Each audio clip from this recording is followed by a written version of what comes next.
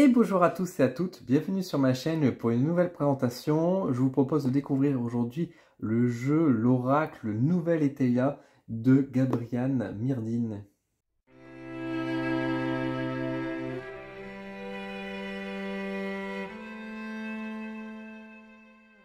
Alors, le Nouvel Eteia, donc réalisé et illustré par Gabriane Myrdine, c'est sorti, comme vous pouvez le reconnaître, à la boîte, la fameuse boîte des éditions Trajectoire. C'est sorti en septembre 2022 pour un prix de 28 €. Donc, le Nouvel Eteia, je vais vous montrer à quoi ressemble le dos. Donc voilà un petit peu à quoi ressemble la boîte. À l'intérieur, comme vous pouvez voir, est composé d'un livre de 224 pages. On va retrouver 54 cartes à l'intérieur et un plateau grand tableau. Je vais vous montrer de quoi il s'agit dans un instant. Donc c'est un jeu qui a une certaine réputation, l'Eteia de manière générale. Alors, il existe un tarot, il existe également un jeu de cartomancie de l'Eteia. Alors personnellement, moi je ne connaissais pas du tout, je découvre avec ce nouvel Eteia.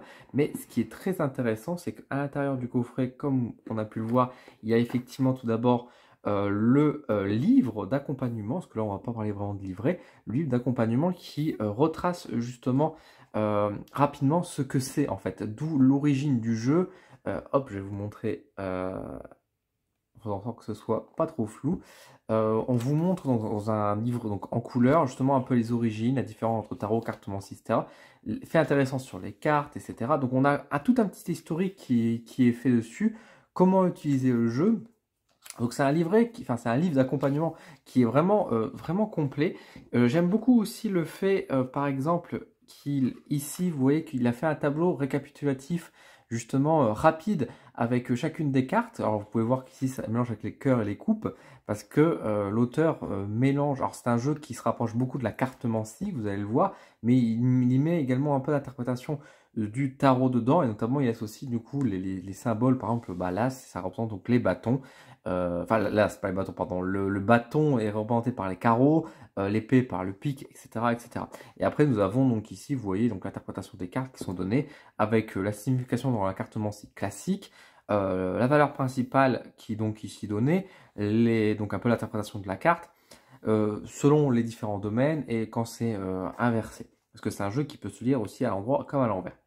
Donc je passe rapidement pour vous montrer également qu'à la fin du jeu, enfin à la fin du livre, ce n'est pas terminé parce qu'on a également donc, différentes présentations de tirages et vous voyez que ça prend quand même un bel espace où en général dans certains livres on nous présente des tirages assez classiques comme on peut le voir ici à 3 cartes et puis on va se résumer juste à ça très rapidement. Le livre ici nous propose pas mal de tirages, alors assez connus aujourd'hui dans la cartomancie, mais illustrés et toujours avec un exemple qui est donné pour aider à l'interprétation, ce qui est très bien, ce qui est vraiment très très bien.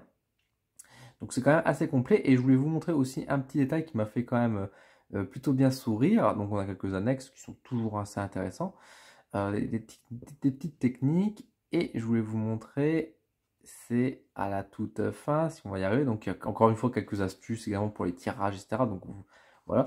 Et nous avons également gardé ici une bibliographie et ça je dis bah, bravo parce que même dans des livres d'explications sur certains domaines, on se passe de bibliographie, donc ce qui m'énerve beaucoup. Et ici, nous avons une bibliographie qui est plus que complète, parce qu'elle fait plus de 5 pages, alors qu'on est quand même sur un livre d'accompagnement pour tirer les cartes. Donc, enfin, avoir une bibliographie aussi fournie, en plus, en général, comme vous avez pu le voir, je veux dire, le premier passage, l'historique, etc., était quand même assez court, mais mine de rien, il y a eu quand même de la recherche et du travail qui a été fait, et ça se sent quand même à l'intérieur du jeu.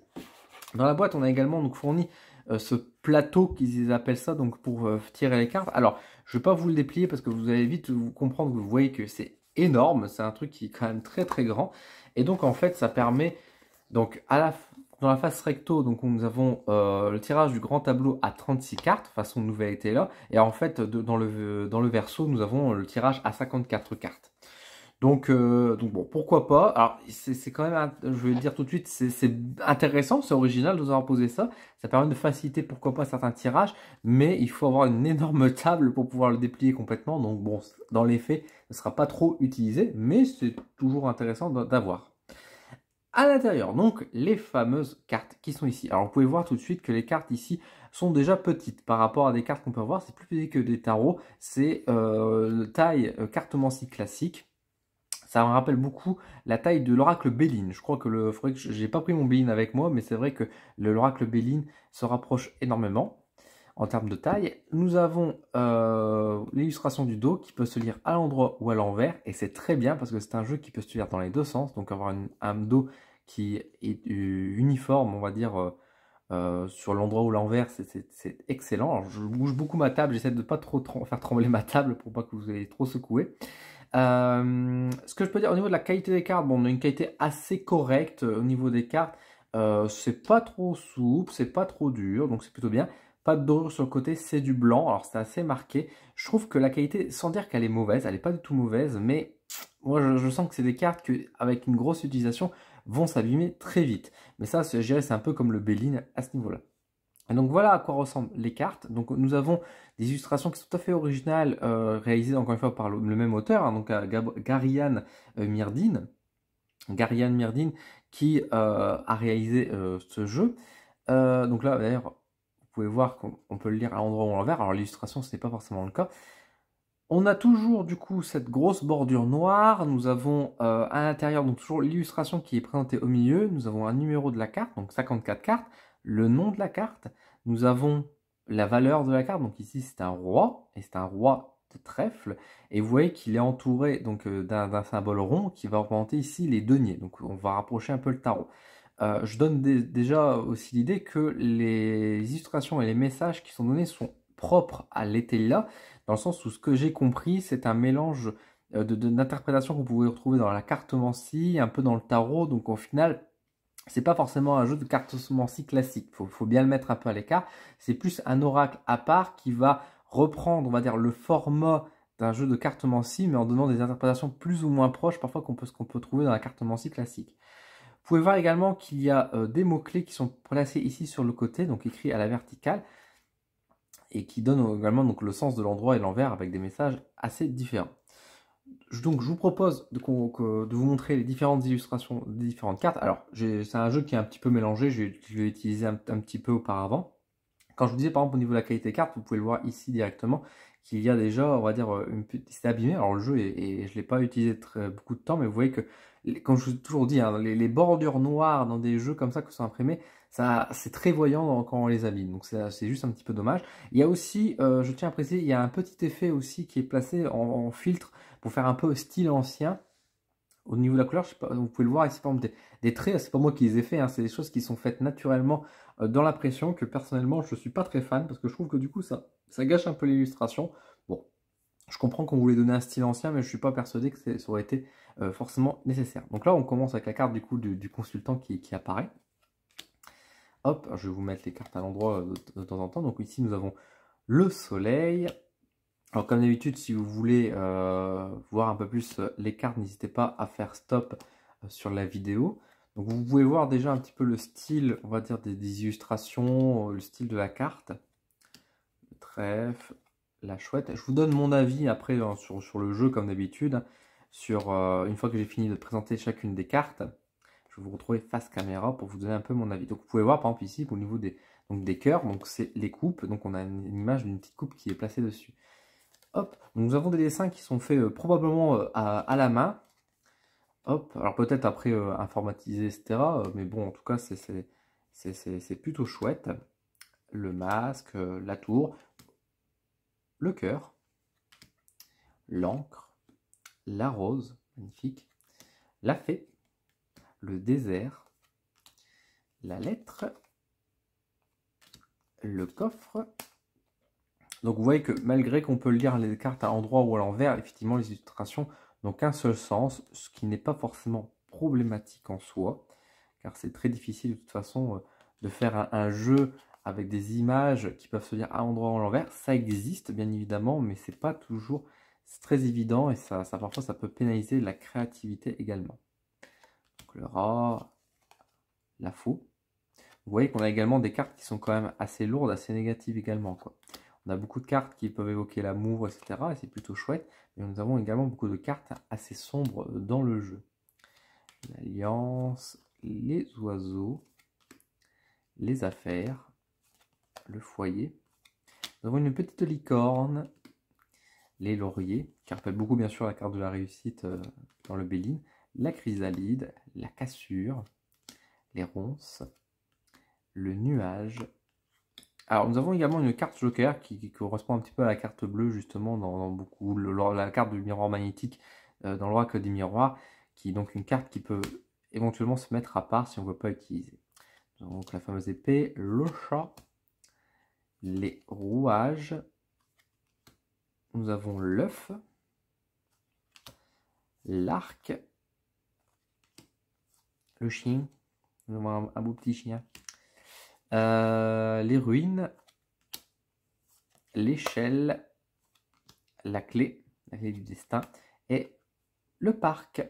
Donc voilà un peu à quoi ressemble le jeu et ce qu'il y a à l'intérieur. Je vous propose maintenant de se retrouver face caméra pour que je donne un peu mon avis concernant ce jeu. Le nouvel Eteyla, alors qu'est-ce que j'en pense? Qu'est-ce que je peux vous en dire? Est-ce que je vous le recommande ou pas? Est-ce que c'est un bon jeu? Eh bien écoutez, je vais donner mon avis tout de suite, je ne vais pas vous faire poireauter, c'est pour moi un excellent jeu de cartomancie, c'est un excellent jeu de voyance, c'est un très bon oracle, parce que c'est pas vraiment un jeu de cartomancie classique, ce n'est pas non plus vraiment un tarot, c'est un peu un mix des deux, ça prend aussi quelques inspirations au Lenormand, ça prend un peu d'inspiration au Keeper, donc on sent qu'il y a une sorte comment on dit déjà, de molten pot, ouais, je crois que ça se dit comme ça, je sais plus trop. Mais bref, ça donne quand même beaucoup de... Ça fait un mélange de plusieurs genres et effectivement, ça peut être parfois un petit peu déroutant parce que c'est vrai que comme les cartes sont repris du schéma, on va dire de la cartomancie classique de 52 cartes, on pourrait se dire, ah bah du coup, le 10 de cœur, ça signifie ça, etc. Ce qui est pas tout à fait vrai, mais qui n'est pas faux non plus. Et même si on dit, bah du coup, ça représente le 10 de coupe, c'est pas tout à fait ça non plus. Et du coup, c'est vrai que ça fait un mélange un petit peu spécial.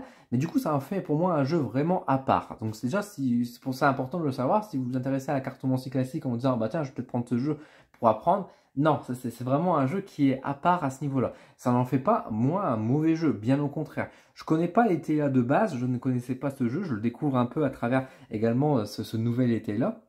Mais en tout cas, ce jeu que je possède ici, que je vous présente, est pour moi vraiment intéressant. C'est un jeu qui est bien formé, qui est réfléchi. On sent à travers bien sûr le livre qui accompagne, qui a vraiment eu beaucoup de recherche et de travail qui a été fait. On sent qu'il y a eu une grande réflexion qui a été faite. Et je trouve que c'est un très bon jeu. Le livre d'accompagnement, encore une fois, moi j'ai pas grand chose à dire à part qu'il est très bon. C'est ça que quand je cherche dans un coffret avec un livre, moi c'est ça que je recherche à l'intérieur. C'est-à-dire d'avoir un livre qui explique le contexte. Alors là c'est un jeu qui en plus est ancien, qui a été un peu refait, renouveau. Donc c'est important d'avoir un peu l'historique, mais j'aime bien savoir aussi dans quel contexte et comment l'auteur a créé son jeu, dans quelle vision et pourquoi. Et je trouve que c'est très bien. Au-delà de simplement d'avoir des interprétations de cartes qui donnent aussi, vous voyez, un peu de richesse quand même sur les différents domaines, comment on peut interpréter, donc c'est plutôt cool. Mais également, vous pouvez voir à la fin qu'il y avait également pas mal de tirages proposés avec des exemples aussi. Et même, on avait même une bibliographie assez large pour pouvoir étudier, que ce soit la cartomancie classique, les tarots, etc. Donc ça, c'est vraiment un très beau travail. Le petit supplément, le petit plateau qui accompagne, comme je vous ai dit, bon, honnêtement, moi, je ne veux pas pouvoir m'en servir parce que je n'ai pas forcément une table aussi grande pour pouvoir l'exposer. Mais pourquoi pas pour faire des grands tirages de temps en temps, si on est avec des amis, etc. On se dit, allez, tiens, on sort le truc. Et même pour utiliser, pourquoi pas, avec d'autres jeux, ça pourrait être intéressant. C'est toujours bien d'avoir, mais bon, c'est vrai que c'est quelque chose qui aurait pu être passable. Disons que, quitte à faire un truc comme ça, par exemple... C'est pas forcément une mauvaise critique ce que je fais. C'est bien d'avoir cette chose-là, c'est toujours un bonus. Mais quitte à faire cette chose-là, pourquoi pas nous proposer plutôt, pourquoi pas, un petit tapis de divination plutôt que un truc en papier. Alors ça aurait coûté plus cher, effectivement, mais je me dis que là, un tapis de divination, tout de suite, ça aurait fait la différence et ça aurait plu. Là, ce n'est pas forcément le cas. Bon, c'est un petit détail, mais encore une fois, c'est bien que ce soit présent. C'est un jeu qui est fort, puissant, qui est bien équilibré. Et ça, je vous le dis, c'est important, et c'est pour ça que je vous dis que c'est un jeu qui est bien travaillé. C'est que beaucoup de jeux d'oracle se font, et je vous dis toujours que parfois je trouve qu'il y a un déséquilibre, il n'y a pas assez de cartes, ou alors il y a trop de cartes, ou alors qu'il y a justement, je trouve que c'est pas assez fluide, c'est parfois un peu trop gnangnan, etc. Là, on est un jeu vraiment qui est assez neutre, dans le sens où on a beaucoup de cartes négatives qui viennent aussi ajouter un peu de poids, on va dire, dans les tirages. Et en fait, ce jeu m'a fait beaucoup penser au Béline, en fait, sur beaucoup d'aspects. Alors attention, il est très différent du Béline en termes d'énergie ou on va dire, d'utilisation. Bien sûr, c'est pas tous les mêmes cartes, mais bon, déjà, c'est vrai que le format, le fait que ce soit des petites cartes, pour moi, ça peut faire un excellent remplaçant au Bein, et effectivement, en termes de format, etc. Mais même en termes de nombre de cartes, etc., le Bein, pareil, il me semble qu'il y a 50 cartes, il y a 54 cartes, ou 56, je sais plus. On est à peu près sur le même nombre de cartes, on a des cartes qui se rapprochent, qui rappellent parfois certaines cartes de Bein, et parfois non. Et il y a un peu ce côté peut-être un peu plus moderne également qui ressort, même s'il y a encore une fois beaucoup d'anciens aussi à travers ce jeu. Donc on est un peu sur un mix de modernité et de l'ancien, donc ça se fait un mélange assez intéressant. Il y a quelques mots-clés qui sont à placer sur le côté des cartes qui sont parfois un petit peu pas très utilisés de nos jours, j'ai envie de dire. Donc c'est parfois des choix assez curieux et pourquoi pas intéressants. Mais c'est vrai que c'est un bon jeu et j'ai déjà fait des tirages avec et effectivement les petits tirages que j'ai pu proposer, et ben c'était pas mal. La lecture était assez fluide, c'était assez ouvert, ça permettait d'avoir quand même une certaine richesse. Donc vraiment c'est un bon jeu pour faire de la divination particulièrement. C'est vraiment intéressant. Pour faire de la guidance aussi à ma foi, hein, mais c'est vrai qu'on trouve, c'est rare de trouver des jeux de divination pure, on va dire, et celui-là en fait partie. Donc c'est vraiment quelque chose de cool. Maintenant, c'est vrai que moi j'ai deux, trois petits reproches à faire. Alors, c'est des reproches, encore une fois, que je vais faire qui sont assez minimes par rapport, on va dire, au jeu qui est, encore une fois, très bon. Et je vous le recommande de toute façon si ce jeu vous a tapé dans l'œil, s'il vous intéresse, s'il vous plaît, et vous hésitez à l'acheter et que vous voulez travailler un peu la divination, etc. Moi, je vous le recommande parce que c'est vraiment un bon jeu. Et encore une fois, bah, je préfère mettre en avant des bons jeux comme ça, qui sont bien travaillés, qui sont bien réfléchis, que plutôt des jeux qui sont faits pour le business, comme je vous dis souvent. Là, on est sur un jeu qui peut être vraiment utilisé pour la pratique. C'est pas un jeu que, voilà, va parler à des personnes, bien sûr, ça va pas parler à d'autres, c'est pas grave. Mais en tout cas, on pourra pas reprocher en disant que c'est pas un jeu qui peut être mis de côté ou ne pas être utilisé parce que ça reste un jeu intéressant. Ce que je peux vous donner comme petit reproche, c'est principalement au niveau du format de la carte. Alors, c'est pas forcément la taille de la carte qui me gêne, c'est plus, on va dire, à l'intérieur de la carte comment on retrouve. C'est vrai que l'illustration, elle est placée au centre.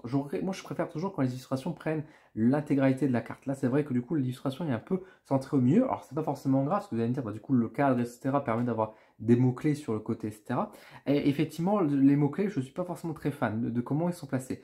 Alors, on a toujours ce débat de dire est-ce que c'est bien d'avoir des mots-clés directement sur la carte ou pas. C'est vrai que quand on commence à faire notre tirage et qu'on essaie d'interpréter, on aura un peu des réflexes un peu néfastes, j'ai envie de dire, dans l'interprétation, où on va avoir tendance à regarder le mot qui est affiché sur le côté. Alors que pour moi, quand on interprète des cartes, il faut se détacher justement un peu de ces mots-clés. Donc ça peut être un point un peu négatif.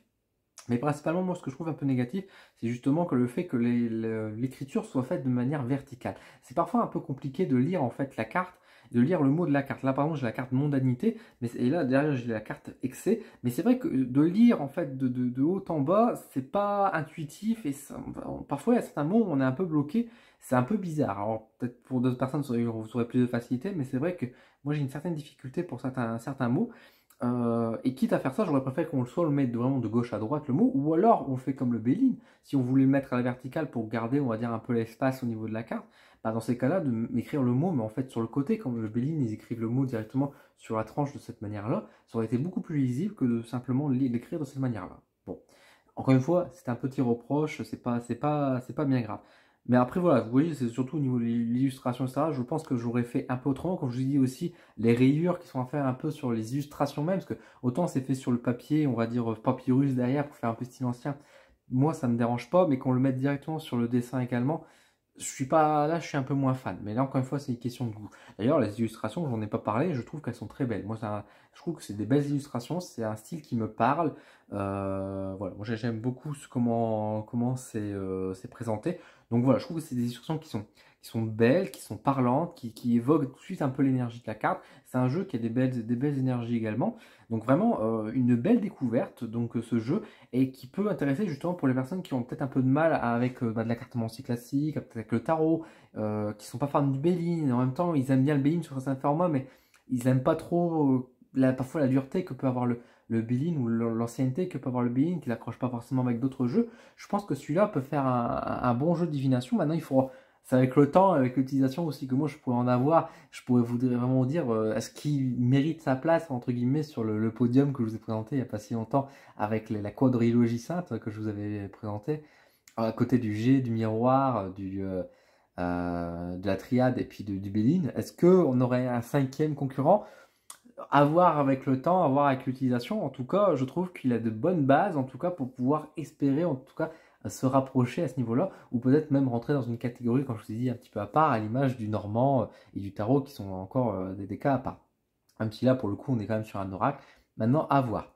Mais encore une fois, c'est un très bon jeu, très bon format, très pratique, très utilisé. On pourrait manquer, le reprocher qu'il manque peut-être un petit pochon. Quand certains jeux, effectivement, on met des pochons, c'est très accessoire à ce que je vous dis là. Mais c'est vrai que du coup, c'est un petit jeu qui peut être transporté partout et c'est bien. Mais en même temps, on n'a pas forcément, on va pas se balader forcément avec la grosse boîte pour l'emprunter. Donc c'est vrai que bon, c'est peut-être un petit détail. Encore une fois, là, je chipote un petit peu, on va dire, sur tout ça. C'est juste des petits points, on va dire, à mettre en place. Le jeu, ce qui est le plus important, c'est l'oracle. Et l'oracle, il est très bon. Donc n'hésitez pas vraiment à l'utiliser. C'est un jeu que je pense que je vais réutiliser assez régulièrement parce qu'il me plaît, parce qu'il m'intéresse. Donc vous le verrez probablement un peu plus sur ma chaîne YouTube avec le temps. Voilà, en tout cas j'espère que cette vidéo vous a plu. Si vous avez des questions concernant le jeu, n'hésitez pas à me le poser en commentaire. Moi ça me ferait plaisir de vous répondre si j'ai la réponse bien évidemment. Si vous possédez ce jeu, n'hésitez pas également à faire un petit retour pour voir un peu quel est votre avis. Est-ce que il vous parle bien? Est-ce que vous avez eu des difficultés? Partagez, c'est toujours intéressant de voir un peu les avis de tout le monde. Je vous mets en lien d'affiliation du coup sous ma vidéo un lien pour commander directement sur Amazon, donc le nouvel été là si ça vous intéresse, et ainsi vous permettez de soutenir ma chaîne et mon entreprise. Bien évidemment, je vous recommande avant tout de soutenir les boutiques ésotériques et de soutenir les librairies avant tout, mais si vous souhaitez m'aider personnellement, je vous remercie et vous pouvez passer à travers ce lien évidemment. Je remercie également toutes les personnes membres du Coup de pouce d'Odin qui m'aident financièrement chaque mois pour pouvoir développer mon entreprise. Merci beaucoup à vous. Et sur ce, écoutez, je vous dis à très vite, prenez soin de vous et à la prochaine.